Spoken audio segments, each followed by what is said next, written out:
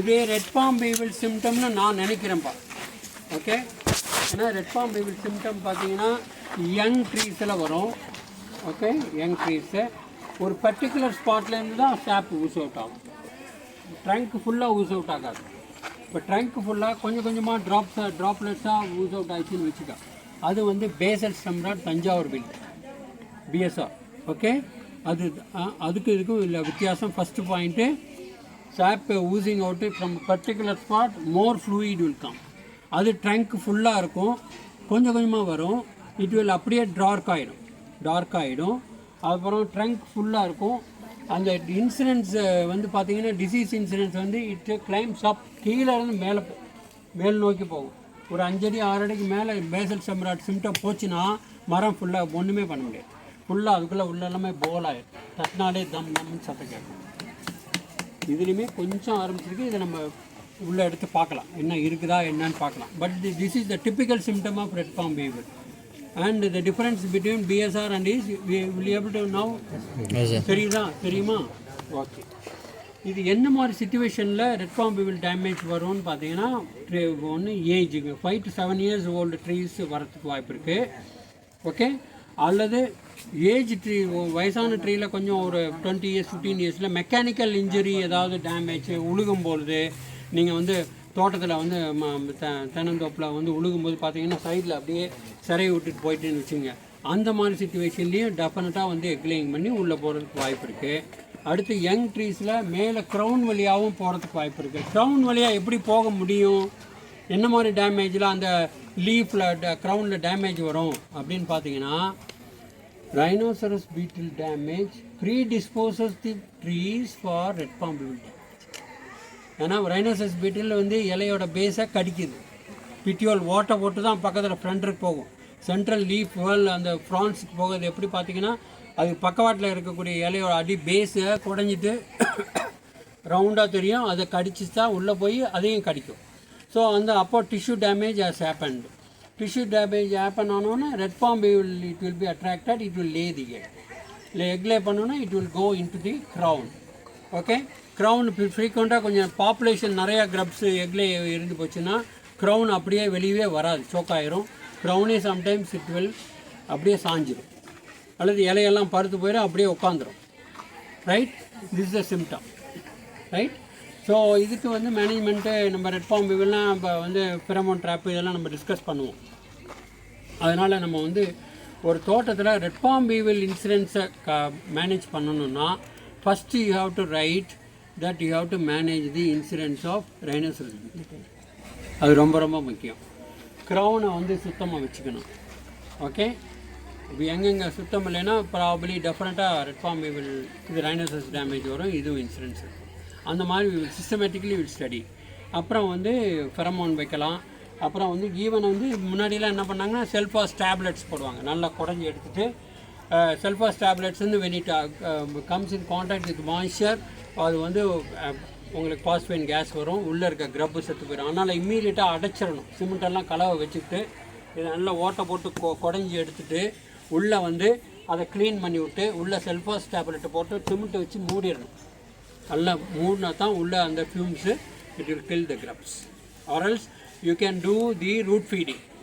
Root ஃபீடிங்னா இது மாதிரி ஃபீடர் ரூட்ஸ்லாம் பார்த்தீங்கன்னா இந்த ரூட்டுக்கு சைடு இல்லைங்க, இந்த ஸ்ட்ரென்த்துக்கு உள்ள ரூட்ஸு கரெக்டாக இருக்குங்க. இதை க்ராஸாக நம்ம வெட்டிட்டு நம்ம ஆட்டோமேட்டிக்கலி நம்ம வந்து யூ ஷுட் கீப் ஆன். நம்ம அந்த மோனோக்ரோட்டோபாஸ் அண்ட் நுவான் அந்த ரூட் ஃபீடிங் கொடுக்கலாம். முன்னாடி ரூட் ஃபீடிங்லாம் சஜஸ்ட் பண்ணிட்டு இருந்தாங்க. இப்போ still we are not suggesting, but you have to know that root feeding one of the method is available. அதனால் இப்போ டானிக் கொடுக்குறாங்க, அதில் கூட இன்செக்டைட்லாம் விடலாம், ஒன்றும் பிரச்சனை இல்லை. மோனோக்ரோட்டோபாஸ் அண்ட் நுவான் அது 10 ml, இது 5 ml, 15 + 15 வாட்டர் போட்டு 30 ml நீங்கள் உள்ளே விட்டிங்கன்னா டெஃபினட்டாக வந்து ஒரு 2 hours நார்மலாக பார்த்தீங்கன்னா 2 to 6 hours எடுத்துரும். எந்த மரமும் 6 hours எடுத்துரும். Moreover if you make the tree more dry, முதல் நாள் தண்ணி கட்டாமல் இருக்கணும். நீங்கள் இதெல்லாம் வந்து ப்ராக்டிக்கல் எக்ஸ்பீரியன்ஸ். ஒரு நம்ம விவசாயிக்கு அதெல்லாம் சொல்லணும், விரும்புவாங்க. அதே மாதிரி சில சமயம் நம்ம வந்து இந்த ரெக்கமெண்டேஷன் சொன்னாங்கன்னா அவங்க சொல்லுவாங்க நாங்கள் ஆல்ரெடி ரூட் ஃபீடிங்லாம் பண்ணோம் சார், எஃபெக்ட் இல்லைன்னுவாங்க. அப்போ நம்ம வந்து இன்ட்ராக்ட் பண்ணி என்ன கேட்கணும்னு கேட்டிங்கன்னா, நீங்கள் ரூட் ஃபீடிங் வச்சபோது மழைகளை பெஞ்சா தண்ணி கட்டிட்டீங்க, ஆமாம் சார் மழை ஹெவியாக பெஞ்சுன்னு சொல்லுவாங்க, அல்லது தண்ணி அதிகமாக கட்டிட்டோம்னுவாங்க. when there is more water, already water ஃபுல்லாக இருந்துச்சுன்னா அதனால் சரியாக எடுக்க முடியாது. அதனால் மறுநாள் போய் நம்ம கன்ஃபார்ம் பண்ணணும் ஒழுங்காக எல்லா மருந்தும் எடுத்துருச்சான்னு பார்க்கணும். once it is taken inside, definitely it is going to kill. Okay, so these are all the things we should know. அதனால தான் வந்து I want to make you to expose all these things, right? பார்த்துட்டீங்களா? அப்போ shall we go there and discuss? வேறு அடுத்த batch யார் இருக்காங்களோ வர சொல்லுங்கள்.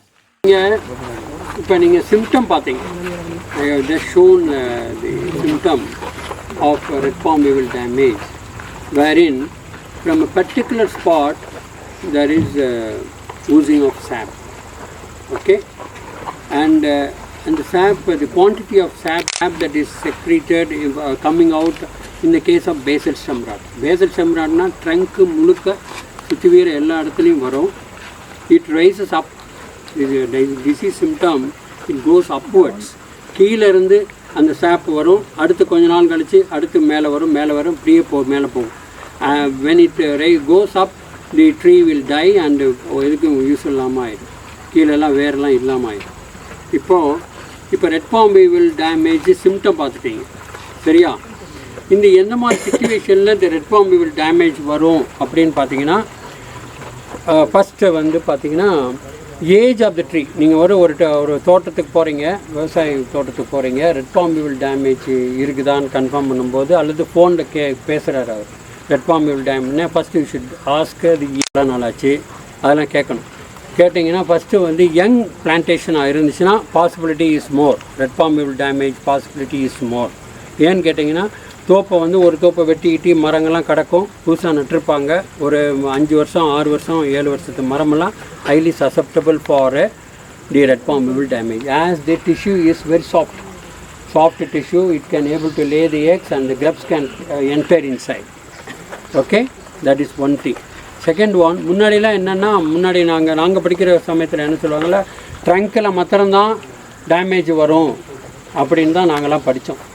ஆனால் இப்போ பார்த்தீங்கன்னா, because of the hybrids dwarf varieties நிறையா வந்ததுனால க்ரௌன் டேமேஜும் இருக்குது. க்ரௌன் டேமேஜும் நிறையா இருக்குது. இப்போ நான் மேலே குருத்துலேருந்தே உள்ளே இறங்குது. ஏன்னு கேட்டிங்கன்னா, குருத்துலேயே கிட்டத்தட்ட 10 to 15% of rhinoceros beetle damage நிறையா வருது. இந்த காண்டாமிருக வண்டு டேமேஜ்னால அது டிஷ்யூ ஆல்ரெடி காண்டாமிருக ரைனோசரஸ் பீட்டில் எப்படி டேமேஜ் பண்ணுது, இது வந்து லீஃப் ஃப்ரான்ஸ் வந்து கடிக்குது, அன்ஃபோல்ட் லீஃப் கடிச்சு விட்டுறது. ஆனால் பேஸ் ஆஃப் தி பிட்டியோல், அது பக்கவாட்டில் இருக்க பேஸ் ஆஃப் தி பிட்டியோலில் ஜஸ்ட் என்டர்ஸ் மேக் அந்த பேஸை வந்து குடஞ்சிட்டு, அப்போ அதனால தான் நீங்கள் ரைனோசரஸ் பீட்டில் டேமேஜ் பார்த்தீங்கன்னா, எந்த இடத்துல அந்த வி ஷேப்டு கட்டிருக்கோ அதுக்கு பக்கவாட்டில் இருக்க இலையோட பேஸில் பார்த்தீங்கன்னா ஓட்டை இருக்கும், அது வழியாக தான் போய் சென்டர் கோரில் போய் உட்காந்து கடித்து சாப்பிடும். அதனால தான் நம்ம ஹூக்கு யூஸ் பண்ணி நம்ம வந்து அதை வந்து எடுக்கணும் அப்படின்னு சொல்கிறோம். ஆர் இந்த ஹோல்லாம் தெரியுது பாருங்கள், ஃபேஸ். ஓகே, பிடிஓல். இப்போல்லாம் உங்களுக்கு இந்த டிஷ்யூ டேமேஜ் வந்துடுது. டிஷ்யூ டேமேஜ் வந்தாலே ஆட்டோமேட்டிக்காக red palm weevil will lay the eggs. Okay, ஆட்டோமேட்டிக்காக க்ரப் வந்து க்ரௌன்லேருந்து உள்ளே இறங்க ஆரம்பிச்சிச்சுன்னு வச்சுக்கோங்க. It prevents the uptake of nutrients, choking of the spathe வெளியே வராது. அப்புறம் க்ரௌனில் வந்து எல்லாமே எல்லோயிங் ஆயிரும். Sometimes even the crown will topple, க்ரௌனே அப்படியே உடஞ்சிடும். க்ரௌன் உடையிறது 2 சிச்சுவேஷனில் வருங்க. ஒன்று பட்ராட்லேயும் வருங்க. ஏன்னா வந்து ரைனோசரஸ் பீட்டில் டேமேஜாக இருந்துச்சுன்னா என்னென்ன மாதிரி பிரச்சனை வரும்னு தெரிஞ்சுக்கோங்க. when there is more incidence of rhinoceros beetle, you are inviting red palm beetle. That is one thing. Second one, you are inviting bud rot. Fungal இது வந்து ஒரு சென்ட்ரல் கோரில் பட் ராட் இருந்துச்சுன்னு வைங்க, அந்த இடத்துல ரைனோசரஸ் பீட்டில் டேமேஜ் இருந்துச்சுன்னா அதோட எலைட்ரா, அதோட நெக்கு, அந்த ஏரியாவில் எல்லாமே it will be contaminated with the fungal pathogen. Automatically when it goes to other tree and again it feeds, it contaminates that tree. 1 வருஷத்து மரம் 2 வருஷத்து மரம் கண்ணெல்லாம் பார்த்தீங்கன்னா எந்திரிக்க முடியாமல் இருக்கிற இடத்துல பார்த்தீங்கன்னா பட்ராட் வந்துச்சுன்னா அப்படியே எல்லோயிங் ஆகி அப்படியே அழுகி போயிடும். Okay, so it's is makes the bud rot, it spreads bud rot, and also it makes the tree young trees susceptible for red palm beetle. So red palm weevil மேனேஜ்மெண்ட்டில் மேனேஜ்மெண்ட் என்ன இருக்கணும்? Rhinoceros beetle management. Okay, you know rhinoceros beetle மேனேஜ்மெண்ட்டில் எப்படி என்னென்ன மாதிரி விதத்தில் நம்ம பண்ணலாம். அது வந்து ஒன்று வந்து எந்த ப்ரீடிங் சைட் எங்கே இருக்கும் ரைனோசரஸ் பீட்டிலுக்கு? Manure bit. எந்த இடத்துல குப்பை கூலம் வந்து அழுகிட்டு இருக்குது, அந்த மேன்யூர் பிட்டு டீகம்போசிங்காக இருக்குதோ அந்த இடத்துல தான் வந்து rhinoceros beetle will lay the egg. Okay, so grubs will be there. இந்த கிரப்ஸோட டெப்த் எவ்வளோ வரைக்கும் இருக்குங்கிறது ரொம்ப முக்கியமானது. மேலேருந்து பார்த்தீங்கன்னா பொதுவாக வந்து ஒரு மேன்யூர் பிட்டில் ஒரு 30 சென்டிமீட்டர் ஒரு அடி ஆழம் வரைக்கும் அந்த கிரப்பு போகும். அதனால் ஏன் இதை தெரிஞ்சுக்கணும், அது டெப்த் ஆஃப் தி கிரப்பு எது வரைக்கும் இருக்குன்னு ஏன் தெரிஞ்சுக்கணும்? We are recommending for application of some dust insecticide, malathion போடலாம், கார்பரில் அல்லது even fungal pathogen Metarhizium application தான் நம்ம சொல்கிறோம். அப்போ ரேக்கிங் அப் தி சாயில், அந்த மேன்யூர் பிட்டை ரேக்கப் பண்ணால் தான் கீழே இருக்கிற கிரப்ஸ் எல்லாம் ஒரு அடி வரைக்கும் திருப்பி போடணும். அப்போ தான் கீழே கிரப்ஸ் இருந்தால், டெவலப்பிங் கிரப்ஸு இருந்தால், it will be contaminated. You are going to kill the grubs of the rhinoceros beetle. You got the point. So manure பிட்டில் we can able to check the grubs of rhinoceros beetle. அடல்ட்ஸை வந்து நம்ம control பண்ணுறது எப்படி பண்ண போகிறோம்? Adults வந்து we are going to keep light trap வச்சா வரும். பொதுவாக வந்து ஒரு ஃபாரஸ்ட் சிஸ்டத்தில் light trap is not recommended. இன்றைக்கி தெரிஞ்சுக்கோங்க, ரெக்கமெண்டேஷன் நிறைய இதில் இருக்குங்க. டிஎன்ஐலையும் லைட் ட்ராப் இருக்குது, setting up of light trap TNI போர்ட்டல்லையும் இருக்குது. பொதுவாக ஃபாரஸ்ட் ஈக்கோசிஸ்டத்தில் we are not suppose to keep the light traps. Okay, நம்ம தோப்பு எக்ஸ்க்ளூசிவாக கோகனட் பாம்ஸு தோப்பு வச்சுருந்தோம், அதில் வைக்கலாம். ஃபாரஸ்ட்டில் வச்சோம்னா it is unnecessarily going to attract lot of natural animals. Natural animals attract ஆகும். We are going to create a problem rather than solving it. Okay, light drop நம்ம தென்னந்தோப்புன்னு எக்ஸ்க்ளூசிவாக வச்சுருந்தோம்னா அதில் வைக்கலாம். Okay, then we can keep the rhino lure. It is an aggregate pheromone trap வைக்கலாம். Rhinoceros adult attract பண்ணுறதுக்கு it is an aggregate pheromone.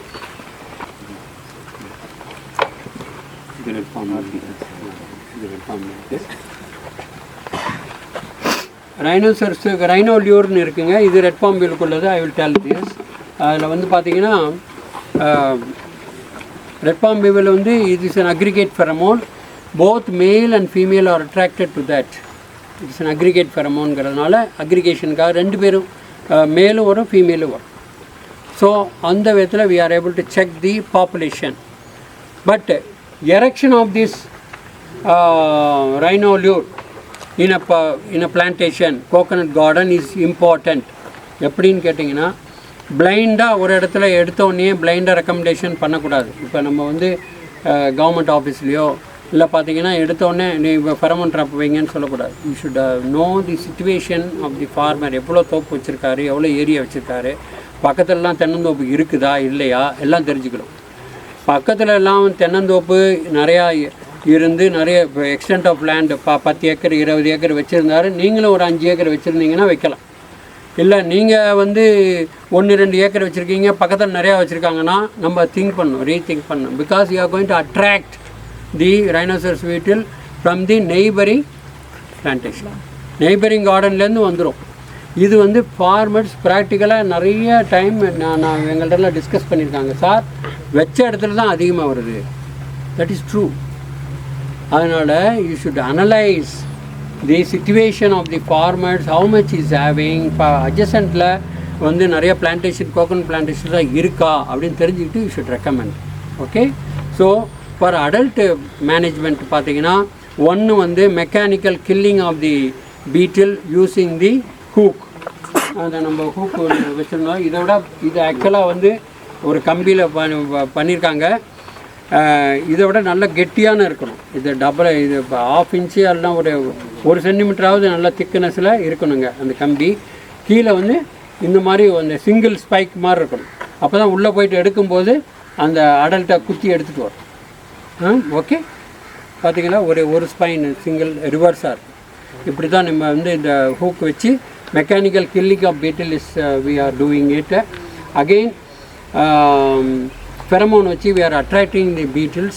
and we are controlling the grubs in the manure pit either by applying the dust formulation of malathion or quinalphos or carbaryl or biocontrol agent. If biocontrol agent is needed, you can recommend metarhizium 5 into 10 power 11.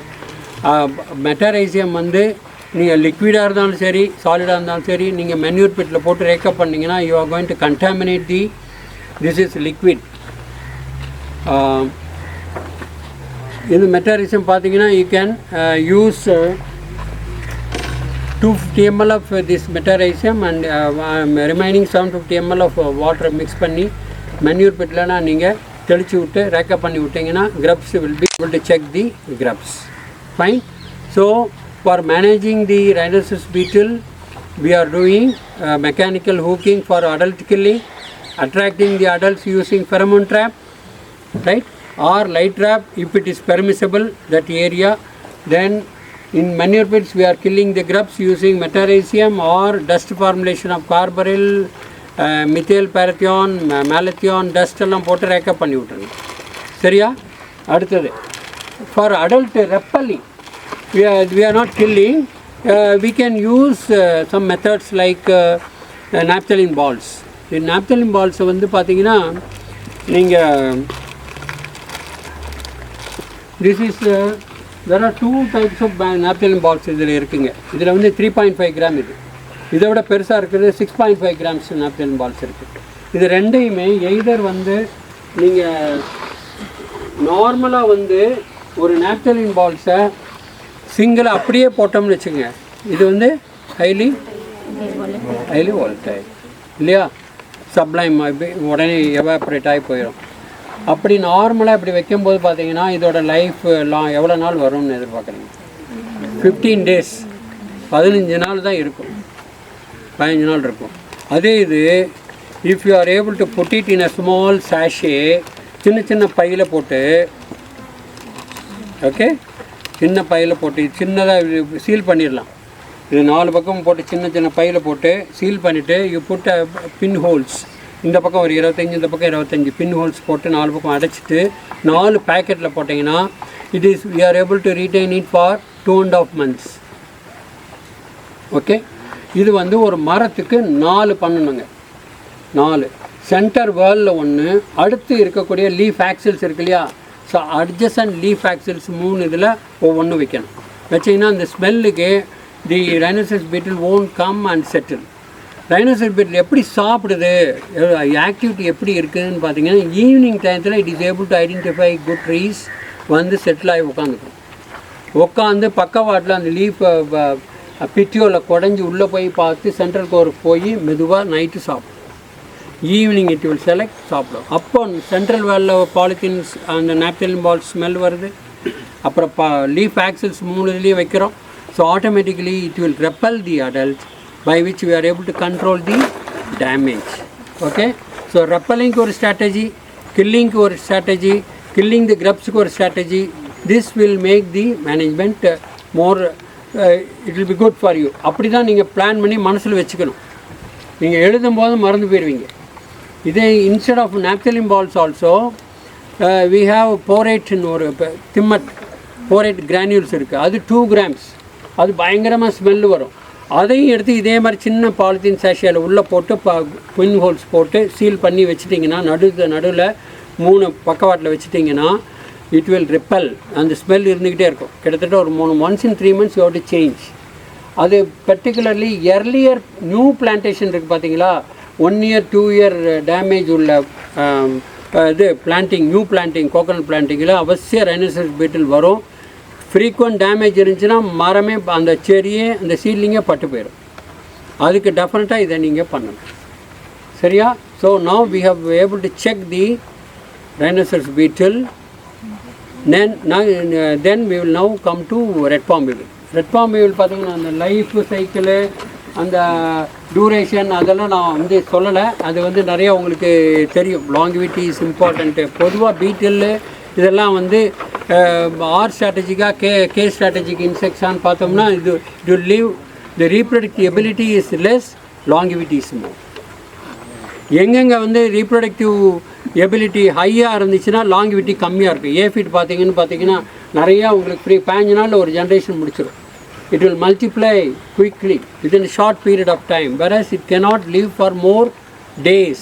Longevity is very less, whereas the adults are living for long time. Okay, so the number of population build-up is less in the case of beetles and weevils. Okay, so that way இப்போ வந்து second வந்து red palm weevil damage பார்க்கலாம். Red palm weevil damage as I said, newly planted அந்த plantations young tree coconut ட்ரீஸை வந்து damage பண்ணும். இப்போ நம்ம வந்து பொதுவாக வந்து அதுக்கு தான் வந்து என்ன சொல்கிறோம்னு கேட்டிங்கன்னா, அதோட மேனேஜ்மெண்ட்டுன்னு பார்த்தீங்கன்னா, ஒரு தோப்பில் வந்து களை எடுக்கிறோம்னு சொல்லிட்டு பவர் டில்லரு அல்லது ஏதாவது ஒரு உழுவாங்க போகும்போது சைடில் இடிச்சிட்டு எங்கெங்கே மெக்கானிக்கல் இன்ஜரி அந்த ட்ரங்க்குக்கு வருதோ ஆட்டோமேட்டிக்கலாக it will invite the red palm weevil adult for a clay. அது once the grub enters it makes damage. அப்புறம் வந்து உங்களுக்கு வந்து இப்போ ஊசிங் ஆஃப் சாப் வரும். when the grub வந்து population is high, whole tree will die. சாதாரணமாக ஒரு ஈல்டிங் ட்ரீ வந்து செத்து போச்சுன்னா நமக்கு இழப்பு ஒரு மரத்துக்கு கிட்டத்தட்ட 2000 ரூபாய். just imagine. Okay, a single tree if you lose, you are losing 2000 rupees. That is just a small calculation. Okay, so that much important is red palm weevil. So அடுத்து வந்து ரெட் பாம் வீவல் மேனேஜ்மெண்ட் எப்படின்னு பார்த்தீங்கன்னா, பொதுவாக ஒரு தோப்பில் இருந்துச்சுன்னா எப்பயுமே தரையிலேருந்து 3 அடிக்கு சுண்ணாம்பில் நம்ம வந்து சுண்ணாம்பு அடிக்க சொல்லுவோம். லைம் பூச சொல்லுவோம் அல்லது தார் பூச சொல்லுவோம். ஏன்னு கேட்டிங்கன்னா to dislodge the eggs and also to keep இதை லைம். ஓகே, இதை வந்து நம்ம கீழே இருந்து அடிக்க சொன்னோம்னா அது வந்து எக்கு டிஸ்லார்ஜ் ஆயிரும். அதே மாதிரி சப்போஸ் எக் லேயிங் ஏதாவது இருந்துச்சுன்னா கூட அதை வந்து it is able to check by desiccation. Okay, அது ஒன்று முக்கியம். ரெண்டாவது பார்த்திங்கன்னா, நம்ம வந்து டேமேஜ் வர மெக்கானிக்கல் இன்ஜரி இல்லாமல் இருக்கும். அப்புறம் வந்து மரம் வந்து வளர என்ன சொல்லுவோம்னா சைடில் இலையெல்லாம் நீட்டிகிட்டே இருக்கும் இல்லையா? அப்போ வந்து நம்ம களைஞ்சி விடுறது பார்த்திங்கன்னா, மரம் எப்பயுமே பார்த்திங்கன்னா ஒரு இலையை நீங்கள் வெட்டினீங்கன்னு வச்சுக்கோங்க, இலையை வெட்டும்போது இதுலேருந்து குறைஞ்சது ஒரு 3-4 அடி விட்டு இங்கே தான் வெட்டணும். இது தொட்ட மாதிரி இந்த இடத்துல கட் பண்ணி விட்டிங்கன்னா இங்கே you are exposing the tissue here. இதில் ரெட் பாம் வீவல் போய் இப்படியே உள்ளே போயிடும். புரியுதா? அப்போ வந்து ஒரு மரத்தை வந்து நீங்கள் க்ளீன் பண்ணி லீஃப் கட் பண்ணும்போது minimum the base of the stem should be left at least 3 to 4 feet. அதுக்கப்புறம் தான் வெட்டணும். This you can write in your management strategy. Leaf remove பண்ணும்போது ப்ராப்பர் க்ளீனிங் பண்ணும்போது இதை பண்ணணும். அதே மாதிரி ஒன்று வந்து லீஃப் வெட்டுறது கொஞ்சம் பேஸ் ஸ்டெம்மை விட்டுட்டு தான் வெட்டணும். அதே மாதிரி crown cleaning is very very important.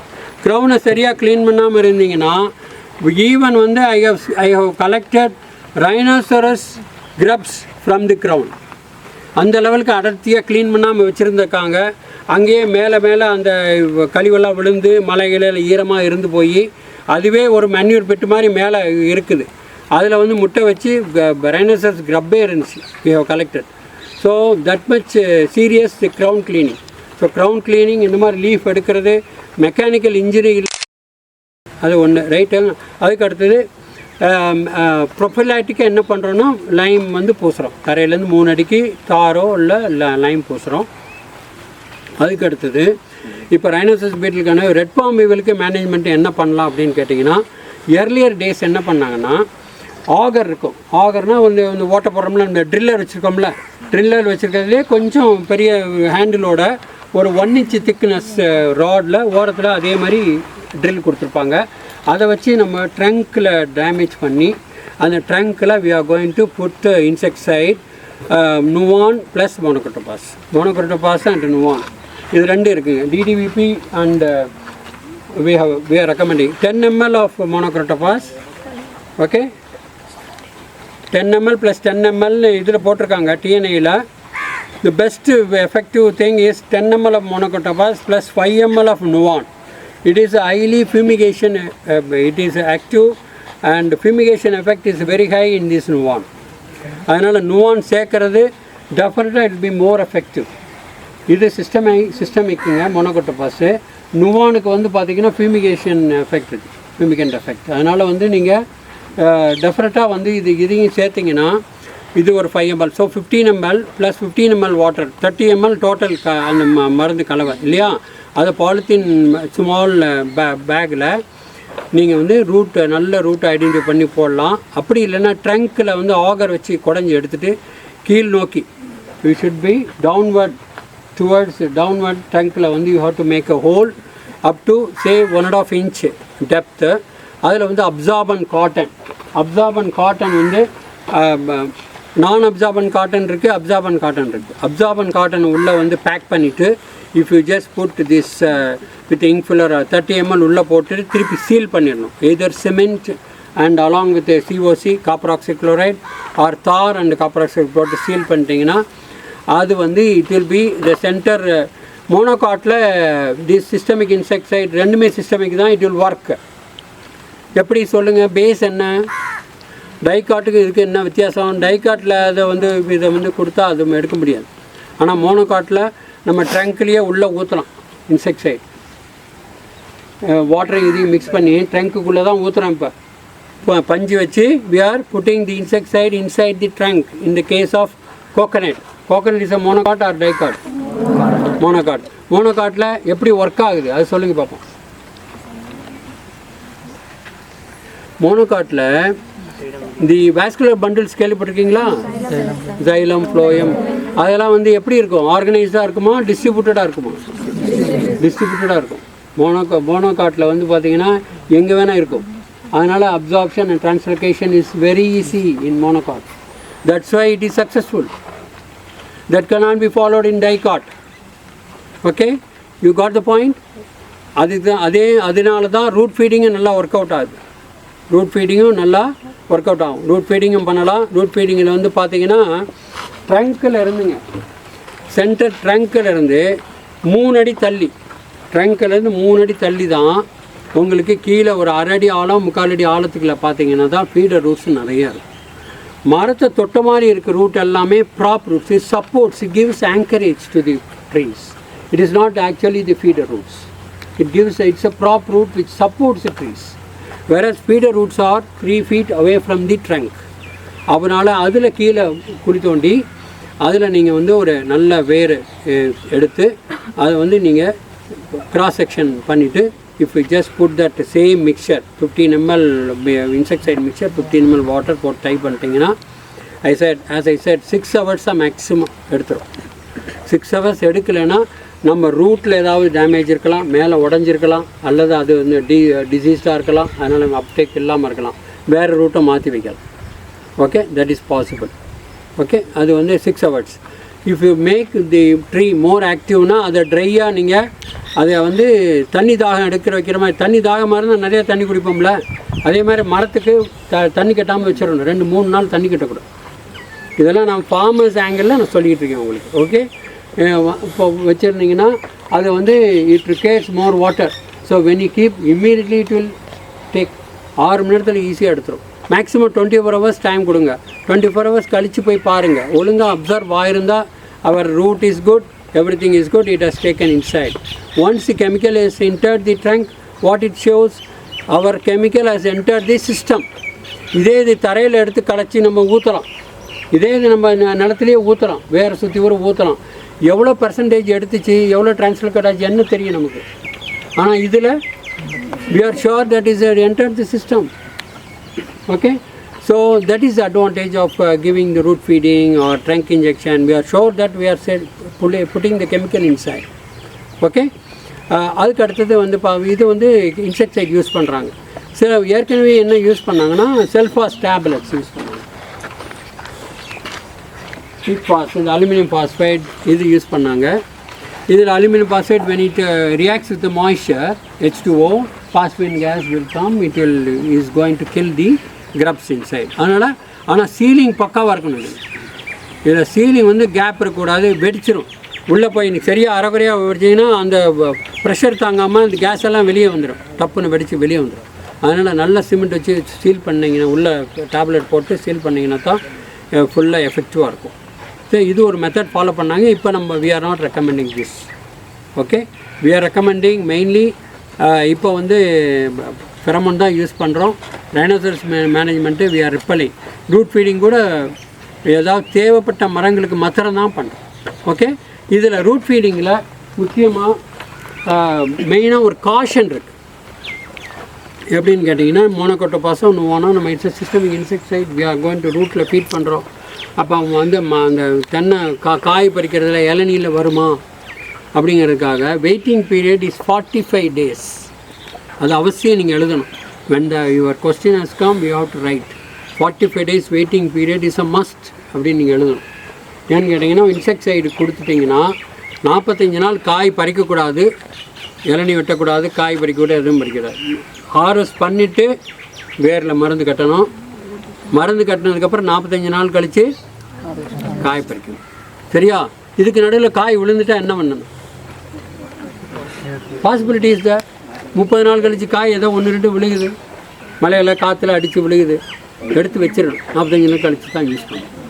So that the shelf life வச்சு they have decided as 45 days so that it will degrade. Insecticide will degrade. It will come to a tolerance level.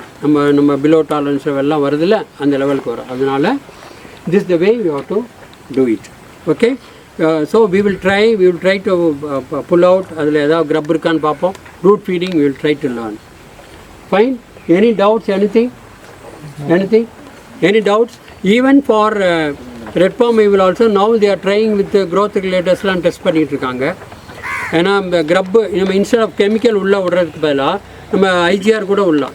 Insect growth regulator நம்ம பண்ணலாம். அப்போ தான் அந்த க்ரப்பு வந்து நம்ம we can able to kill it. That is also possible. Right? Eriophyid, ஆமாம், மற்ற pest sir சொல்கிறாரு.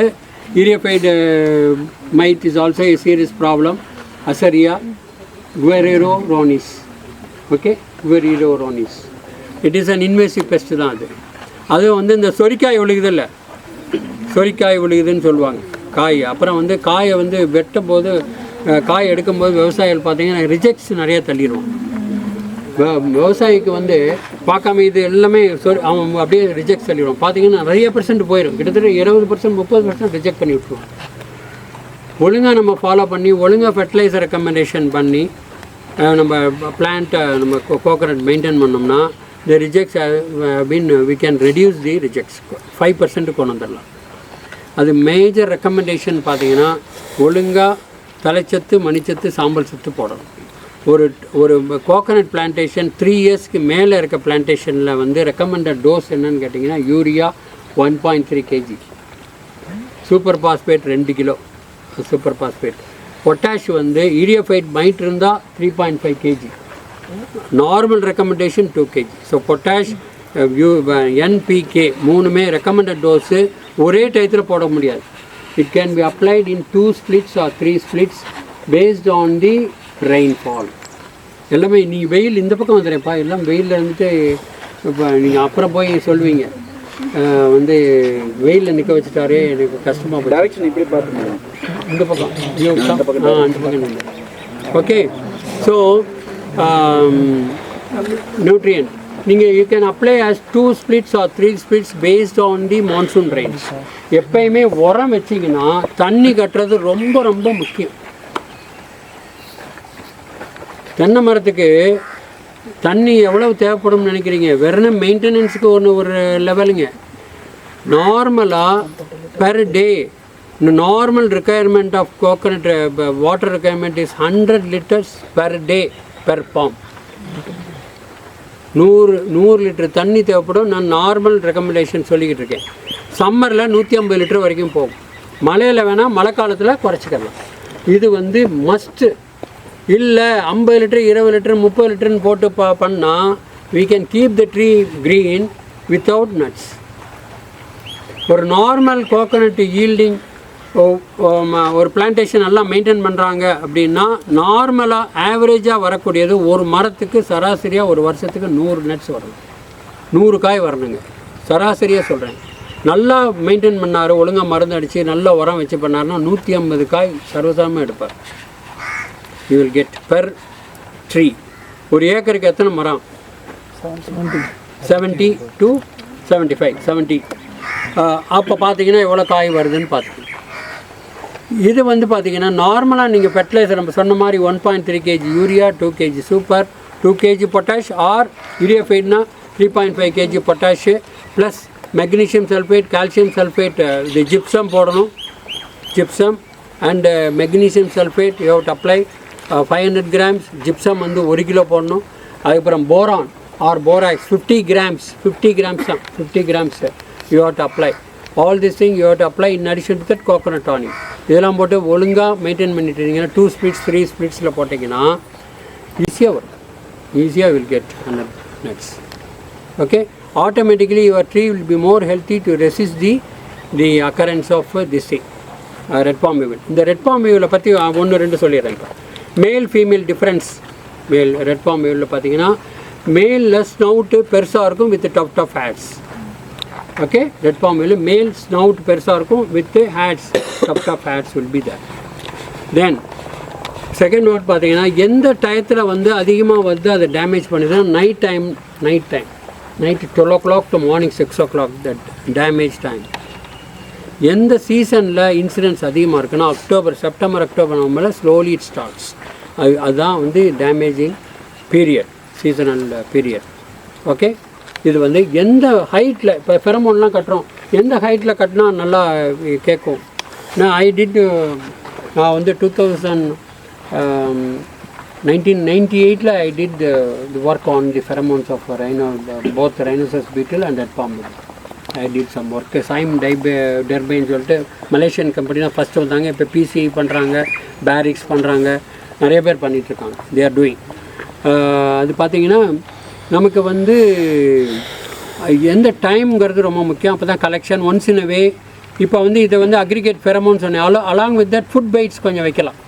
ஃபுட் பைட்ஸ் என்ன வைக்கலான்னா, இப்போ கோகனட் ஃப்ரான்ஸ் எடுத்தீங்க, அந்த லீஃப் எடுத்து பிட்டியோவில் லாங்கிட்டியூடில் வெட்டி அந்த பிட்ஸு கொஞ்சம் உள்ளே போட்டு, அதே மாதிரி அசிட்டிக் ஆசிட் கொஞ்சம் போட்டு, ஈஸ்ட்டு போட்டு எல்லாம் பண்ணிங்கன்னா அந்த ஸ்மெல்லுக்கு பார்த்தீங்கன்னா it will more adults will come.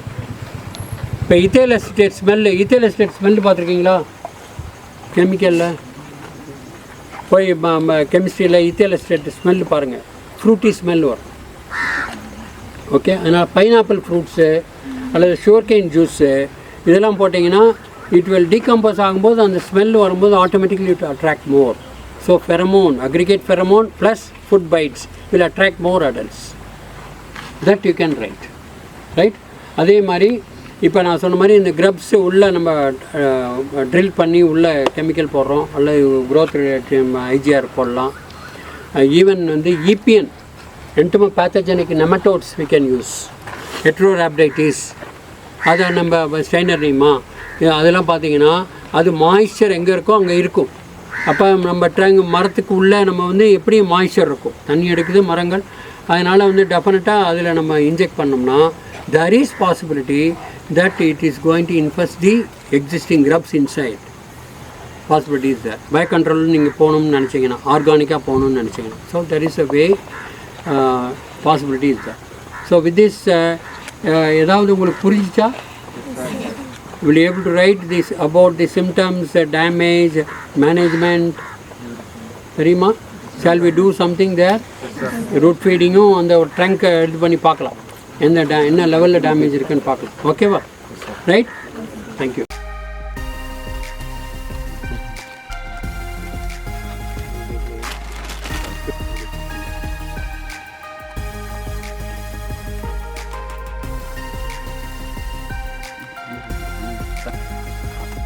Damage ஆகாமல்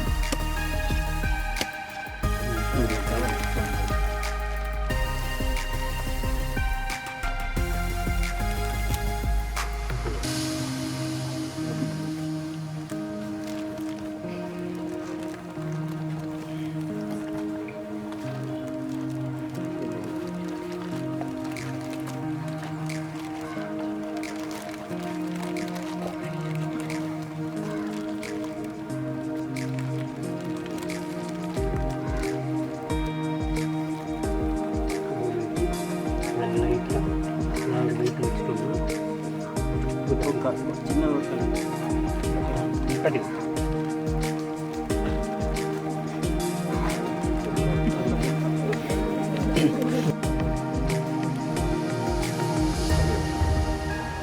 ஓகே. ட்ரங்க்லேருந்து 3 அடி வச்சுக்கிட்டு பேசின் போட்டுட்டு அந்த பேசின்லேருந்து 1/2 அடி அந்த பேசின் முடியும் போது 3 அடிங்க 2 to 3 அடியில் தான் ஃபெர்டிலைசரை அப்ளை பண்ணுங்க. எப்படின்னா அவர் 1/2 அடிக்கு மேலே மண்ணை வலிச்சுட்டு ஃபெர்டிலைசர் போட்டு மேலே மண்ணை போட்டுட்டு தண்ணி கட்டணும். அது வந்து எப்படி இருக்கணும்னு கேட்டிங்கன்னா ட்ரங்க்லேருந்து அந்த ஸ்லோப்பாக இருக்கணும். மேலே வந்து இங்கே அதிகமான ஹைட்டாகவும் அது வந்து பேஸ் அந்த இது பண்டு போட்டிருக்கோம்ல அதோட முடிகிற மாதிரி இருக்கணும். அப்போ தான் தண்ணி எப்போ கட்டினாலும் தண்ணி வந்தாலும் இங்கே பக்கத்தில் நிற்காமல் நேராக இங்கே தான் நிற்கும். அப்போ ஃபெர்டிலைசர் போட்டிருக்கோம், அங்கே தான் ஃபீடர் ரூட்ஸ் கீழே இருக்குது. It will observe. You will get the real efficiency for the fertiliser. You got it? புரிஞ்சுதா? இது பாருங்க, கொஞ்சம் அப்படி வச்சு கொஞ்சம் ரவுண்டு பண்ணு. வா.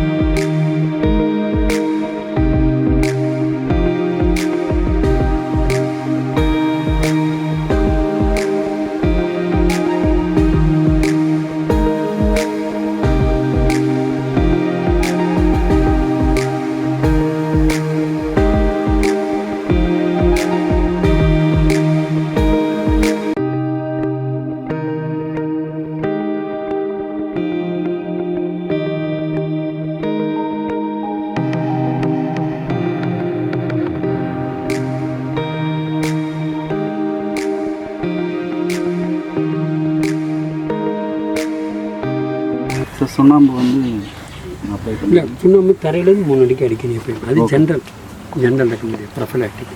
Okay, you got it?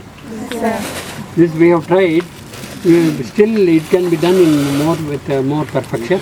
We'll aim for perfection next time. Okay? Thank you. Thank you, sir.